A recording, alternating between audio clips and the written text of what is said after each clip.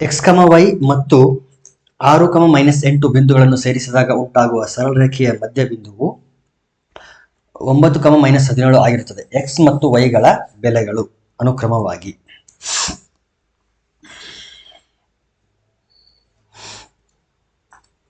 ಇದು ಒಂದು ಸರಳ ರೇಖೆ ಅಂತ ಅನ್ಕೊಂಡ್ರೆ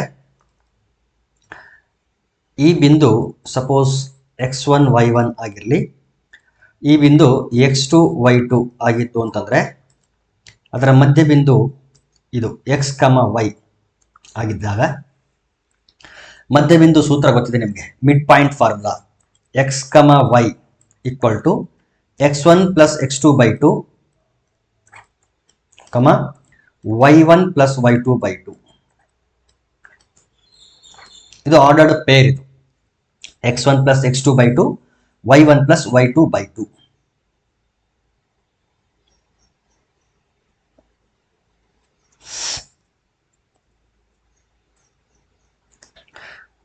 ಇಲ್ಲಿ ಎರಡು ಬಿಂದುಗಳು ಯಾವುದು ಅಂತಂದ್ರೆ ಒಂದು x, y ಇದೆ, ಇನ್ನೊಂದು 6, -8 ಇದೆ. ಮಧ್ಯ ಬಿಂದು ಯಾವುದು ಅಂತಂದ್ರೆ 9, -17. ನೋಡಿ, ಇಲ್ಲಿರ್ತಕ್ಕಂಥ x, y ಮತ್ತು ಇಲ್ಲಿರ್ತಕ್ಕಂಥ x, y ಕಂಪೇರ್ ಮಾಡಬಾರದು. ಇಲ್ಲಿ x, y ಅನ್ನೋದು ಈ ಪಾಯಿಂಟ್ ಅವ್ರು ಕೊಟ್ಟಿಲ್ಲ, ಮಧ್ಯ ಬಿಂದುನ ಅವರೇ ಕೊಟ್ಟಿದ್ದಾರೆ. ಇನ್ನೊಂದು ಬಿಂದು ಕೊಟ್ಟಿದ್ದಾರೆ, ಇನ್ನೊಂದು ಬಿಂದುನ ನಾವು ಕಂಡುಹಿಡಿಬೇಕು. ಹಾಗಾದ್ರೆ ಕೊಟ್ಟಿರ್ತಕ್ಕಂಥ ಮಧ್ಯ ಬಿಂದು ಯಾವುದು ಅಂತಂದ್ರೆ 9, -17. ಇದು ಅವ್ರು ಕೊಟ್ಟಿರ್ತಕ್ಕಂಥ ಮಧ್ಯ ಬಿಂದು. ಇಲ್ಲಿ x1 ಅಂತಂದ್ರೆ x, x2 ಅಂತಂದ್ರೆ 6. So x + 6/2, y1 + y2. y1 ಅಂದ್ರೆ y ಪ್ಲಸ್ y2 ಅಂದ್ರೆ ಇಲ್ಲಿ -8 ಇದೆ, ಇಲ್ಲಿ ಪ್ಲಸ್ ಇರೋದ್ರೆ -8 ಅಂತ ಡೈರೆಕ್ಟ್ ಆಗಿ ಬರ್ಕೊಂಡ್ಬಿಡ್ತೀನಿ. -8 / 2. ಈಗ ಕಂಪೇರ್ ಮಾಡಿ, x ಕೋಆರ್ಡಿನೇಟ್ ನ x ಕೋಆರ್ಡಿನೇಟ್ ಜೊತೆನು y ಕೋಆರ್ಡಿನೇಟ್ ನ y ಕೋಆರ್ಡಿನೇಟ್ ಜೊತೆನು ಕಂಪೇರ್ ಮಾಡಿ. ಅಂದ್ರೆ 9 ನ ಯಾವ್ದ್ರ ಜೊತೆ ಕಂಪೇರ್ ಮಾಡಬೇಕು? x + 6/2 ಜೊತೆ ಕಂಪೇರ್ ಮಾಡಬೇಕು. -17 ನ y - 8/2 ಇದ್ರ ಜೊತೆ ಕಂಪೇರ್ ಮಾಡಬೇಕು. therefore x + 6/2 = 9. 2 9 18. 2 ನ 9 ಜೊತೆ ಮಲ್ಟಿಪ್ಲೈ ಮಾಡಿದ್ರೆ x + 6 = 2 9 18. 6 ಈ ಕಡೆ ಬಂದ್ರೆ -6 ಆಗುತ್ತೆ.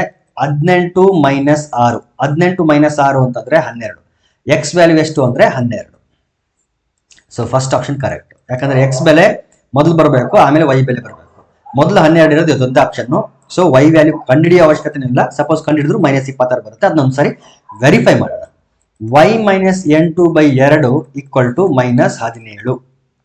y - 8 = -17 ಇಂಟು 2 ಅಂದ್ರೆ -34 ಆಗ್ತದೆ. 17 - 34. -8 ಈ ಕಡೆ ಬಂದ್ರೆ +8. ಸೊ -34 + 8. y ನೋಡಿ, -34 + 8 ಅಂದ್ರೆ -26. therefore y = -26. 12, -26. First option correct. ಕೊಟ್ಟಿರುವ ABCD ಚತುರ್ಭುಜದಲ್ಲಿ BC 38 ಸೆಂಟಿಮೀಟರ್. ಇಲ್ಲಿ ಟೋಟಲ್ ಇದೆಯಲ್ಲ, ಇಲ್ಲಿಂದ ಇಲ್ಲಿವರೆಗೆ ಟೋಟಲ್ 38 ಸೆಂಟಿಮೀಟರ್ ಇದೆ. ಇಲ್ಲಿಂದ ಇಲ್ಲಿವರೆಗೆ 38 ಸೆಂಟಿಮೀಟರ್ ಇದೆ. QB 27 centimetre. ಇಲ್ಲಿಂದ ಮಾತ್ರ, ಇಲ್ಲಿಂದ ಇಲ್ಲಿವರೆಗೆ 27 ಸೆಂಟಿಮೀಟರ್ ಇದೆ. DC 25 centimetre. Total DC 25 centimetre ಇದೆ. ಮತ್ತು AD perpendicular to BC. AD ಎಲ್ಲಿದೆ? ಇಲ್ಲಿಗ AD ಪರ್ಪೆಂಡಿಕ್ಯುಲರ್ ಟು DC. ಇಲ್ಲಿ 90 ಡಿಗ್ರಿ ತೋರಿಸ್ಬಿಟ್ಟಿದ್ದಾರೆ ಅವರು. ಆಮೇಲೆ PSRQ ಇವೇನು ಅಂತಂದ್ರೆ, ಇಲ್ಲಿ ಗೊತ್ತಿರ್ಬೇಕು ನಿಮಗೆ, AD ಅನ್ನೋದು ಒಂದು ಸ್ಪರ್ಶಕ, ಟ್ಯಾಂಜೆಂಟ್. DC, CB, AB ಇವೆಲ್ಲ ಸ್ಪರ್ಶಕಗಳು, ಟ್ಯಾಂಜೆಂಟ್ಗಳು. ಈ ಟ್ಯಾಂಜೆಂಟ್ಗಳಿಗೆ ನಾವೇನಾದ್ರೂ ಒಂದು ರೇಡಿಯಸ್ ಅನ್ನ ಹೇಳಿದ್ರೆ, ತ್ರಿಜ್ಯನ ಹೇಳಿದ್ರೆ, ಅವು ಯಾವಾಗಲೂ ಸ್ಪರ್ಶಕದ ಜೊತೆ 90 ಡಿಗ್ರಿನ ಫಾರ್ಮ್ ಮಾಡ್ತವೆ. ಹಂಗಾಗಿ ಇಲ್ಲಿ P ಇಂದ ನಾನೇನಾದ್ರೂ ಒಂದು ರೇಡಿಯಸ್ ಅನ್ನ ಹಿಂಗೆ ಹೇಳಿದ್ರೆ ಇಲ್ಲಿ 90 ಡಿಗ್ರಿ ಫಾರ್ಮ್ ಆಗ್ತದೆ. ಡ್ರಾ ಮಾಡುವಾಗ ಒಂದ್ ಸ್ವಲ್ಪ ಹೆಚ್ಚು ಕಡಿಮೆ ಆಗಿರ್ಬೋದು, ಅದು 90 ಡಿಗ್ರಿ ತರ ಕಾಣದೇ ಇರಬಹುದು, ಆದ್ರೆ ರೂಲ್ಸ್ ಪ್ರಕಾರ ಅಲ್ಲಿ ಒಂದು 90 ಡಿಗ್ರಿ ಫಾರ್ಮ್ ಆಗ್ತದೆ. ಇಲ್ಲಿ ಒಂದು 90 ಡಿಗ್ರಿ ಫಾರ್ಮ್ ಆಗಿರ್ತದೆ, ಇಲ್ಲಿ 90 ಡಿಗ್ರಿ ಫಾರ್ಮ್ ಆಗ್ತದೆ. ಇದು ಎಲ್ಲ ಕಡೆನೂ ಹೌದು, ಆಯ್ತಾ? ಓಕೆ. ಆಮೇಲೆ ಬಿ ಅನ್ನೋದು ಒಂದು ಬಾಹ್ಯ ಬಿಂದು.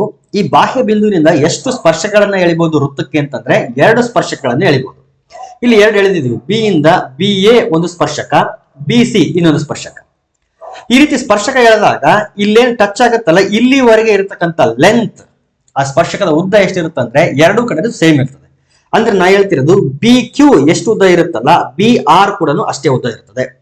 ಬಾಹ್ಯ ಬಿಂದುವಿನಿಂದ ವೃತ್ತಕ್ಕೆಳೆದ ಸ್ಪರ್ಶಕಗಳು ಸಮನಾಗಿರುತ್ತವೆ.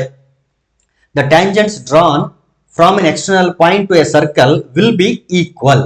ಎರಡು ಕೂಡ ಈಕ್ವಲ್ ಆಗಿರ್ತವೆ. ಹಾಗಾದ್ರೆ ಬಿ ಕ್ಯೂ 27 ಸೆಂಟಿಮೀಟರ್ ಇದೆ ಅಂತಂದ್ರೆ ಬಿ ಆರ್ ಕೂಡ 27 ಇರ್ತದೆ. ಟೋಟಲ್ 38 ಇತ್ತು. ಬಿ ಇಂದ ಆರ್ ವರೆಗೆ ಮಾತ್ರ 27 ಆದ್ರೆ ಆರ್ ಇಂದ ಸಿ ವರೆಗೆ ಎಷ್ಟಿರುತ್ತೆ? 38ರಲ್ಲಿ 27 ತೆಗೆದ್ರೆ 11 ಸೆಂಟಿಮೀಟರ್ ಇರ್ತದೆ. ಓಕೆ, ಇಲ್ಲೂ ಅಷ್ಟೇನೆ. ಸಿ ಅನ್ನೋದು ಒಂದು ಎಕ್ಸ್ಟರ್ನಲ್ ಪಾಯಿಂಟ್, ಬಾಹ್ಯ ಬಿಂದು. ಇಲ್ಲಿ ಎರಡು ಸ್ಪರ್ಶಕಗಳಿದ್ದೀವಿ, ಸಿ ಆರ್ ಮತ್ತು ಸಿ ಎಸ್. ಎರಡು ಸಮವಾಗಿರ್ತವೆ. ಸಿ ಆರ್ 11 ಸೆಂಟಿಮೀಟರ್ ಆದ್ರೆ ಸಿ ಎಸ್ ಕೂಡ 11 ಸೆಂಟಿಮೀಟರ್ ಇರಬೇಕು. ಟೋಟಲ್ ಡಿ ಇಂದ ಸಿ ವರೆಗೆ 25 ಸೆಂಟಿಮೀಟರ್ ಇದೆ.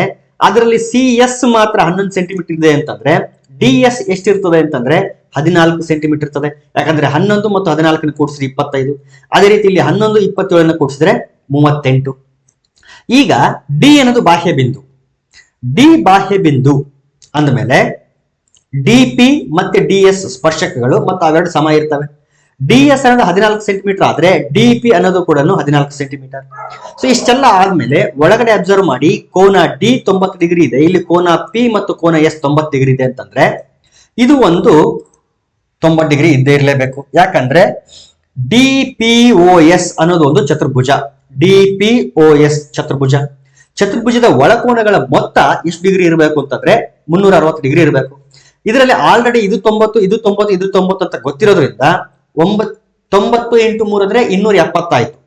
ಇದು ಎಷ್ಟಿರ್ಬೇಕು? 360 ಆಗ್ಬೇಕಾದ್ರೆ ಇದು ಕೂಡ 90 ಇರಲೇಬೇಕು.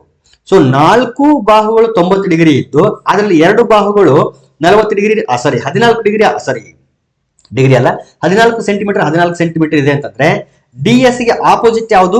P O. ಹಾಗಾದ್ರೆ ಇದು ಕೂಡ 14 ಸೆಂಟಿಮೀಟರ್ ಇರಲೇಬೇಕು. ಡಿ ಪಿ ಗೆ ಆಪೋಸಿಟ್ ಎಸ್ ಒ, ಇದು ಕೂಡ 14 ಸೆಂಟಿಮೀಟರ್ ಇರಲೇಬೇಕು. ಇಲ್ಲಿ ಪಿ ಒ ಮತ್ತು ಎಸ್ ಒ ಅನ್ನೋದು ಏನು ಅಂತಂದ್ರೆ ವೃತ್ತದ ತ್ರಿಜ್ಯಗಳು. ನಮ್ಗೆ ಬೇಕಾಗಿರೋದು ಕೂಡ ಅದೇನೆ, ವೃತ್ತದ ತ್ರಿಜ್ಯದ ಅಳತೆ ಬೇಕು ನಮಗೆ. ಸೊ ವೃತ್ತದ ತ್ರಿಜ್ಯದ ಅಳತೆ ಎಷ್ಟು ಸೆಂಟಿಮೀಟರ್ ಇರ್ತದೆ ಅಂತಂದ್ರೆ 14 centimetre. Therefore second option is the correct option. Next one, ಒಂದು ವರ್ಗದ ಸುತ್ತಳತೆಯು 20 ಸೆಂಟಿಮೀಟರ್ ಇದೆ. ಆಯತ ಒಂದರ ಅಗಲವು ಚೌಕದ ಬಾಹುವಿನಷ್ಟೇ ಇದೆ. ಉದ್ದವು ಅಗಲದ 2ರಷ್ಟಿದೆ. ಹಾಗಾದ್ರೆ ಆಯತದ ವಿಸ್ತೀರ್ಣ ಬೇಕು. ಓಕೆ, ಒಂದೊಂದೇ ಸಾಲ್ವ್ ಮಾಡ್ತಾ ಹೋಗೋಣ. ಒಂದು ವರ್ಗದ ಸುತ್ತಳತೆ 20 ಸೆಂಟಿಮೀಟರ್. ವರ್ಗದ ಸುತ್ತಳತೆ ಈಕ್ವಲ್ ಟು 20 ಸೆಂಟಿಮೀಟರ್. ವರ್ಗದ ಸುತ್ತಳತೆ ಸೂತ್ರ ಏನು ಅಂದ್ರೆ 4 × ಬಾಹು ಈಕ್ವಲ್ ಟು 20 ಸೆಂಟಿಮೀಟರ್. ಡಿವೈಡ್ ಮಾಡಿದ್ರೆ 4 5 20. ಹಂಗಾದ್ರೆ ಒಂದೊಂದು ಬಾಹುವಿನ ಅಳತೆ ಎಷ್ಟು ಸೆಂಟಿಮೀಟರ್ ಇರ್ತದೆ ಅಂತಂದ್ರೆ 5 ಸೆಂಟಿಮೀಟರ್. ಚೌಕದಲ್ಲಿ ಒಂದೊಂದು ಬಾಹುವಿನ ಅಳತೆ ಎಷ್ಟು ಸೆಂಟಿಮೀಟರ್ ಇದೆ? 5 ಸೆಂಟಿಮೀಟರ್ ಇದೆ. ನೆಕ್ಸ್ಟ್ ಬನ್ನಿ, ಆಯತ ಒಂದರ ಅಗಲವು ಚೌಕದ ಬಾಹುವಿನಷ್ಟೇ ಇದೆ. ಒಂದು ಆಯತ ಇದೆ, ಅದರ ಅಗಲ ಎಷ್ಟಿದೆ ಅಂತಂದ್ರೆ ಚೌಕದ ಒಂದು ಬಾಹು ಎಷ್ಟಿದೆಯೋ ಅಷ್ಟೇ ಇದರ ಅಗಲ ಇದೆ ಅಂತ. ಹಾಗಾದ್ರೆ ಚೌಕದ ಬಾಹು ಎಷ್ಟಿದೆ? 5 ಸೆಂಟಿಮೀಟರ್. ಹಾಗಾದ್ರೆ ಆಯತದ ಅಗಲ ಕೂಡ ಎಷ್ಟಿರ್ತದೆ ಅಂತಂದ್ರೆ 5 ಸೆಂಟಿಮೀಟರ್ ಇರ್ತದೆ. ಅಗಲ 5 ಸೆಂಟಿಮೀಟರ್ ಆಯ್ತು. ಇನ್ನು ಉದ್ದ ನೋಡಿ ಇದೆ. ಉದ್ದವು ಅಗಲದ 2ರಷ್ಟಿದೆ. ಅಗಲ 5 ಸೆಂಟಿಮೀಟರ್ ಅಂತಂದ್ರೆ ಉದ್ದ ಎಷ್ಟಿರ್ತದೆ? ಅದರ ಡಬಲ್, 2ರಷ್ಟು ಅಂತಂದ್ರೆ 5 10 ಸೆಂಟಿಮೀಟರ್. ಉದ್ದ 10 ಸೆಂಟಿಮೀಟರ್, ಅಗಲ 5 ಸೆಂಟಿಮೀಟರ್ ಆದ್ರೆ ವಿಸ್ತೀರ್ಣ ಉದ್ದ ಇಂಟು ಅಗಲ.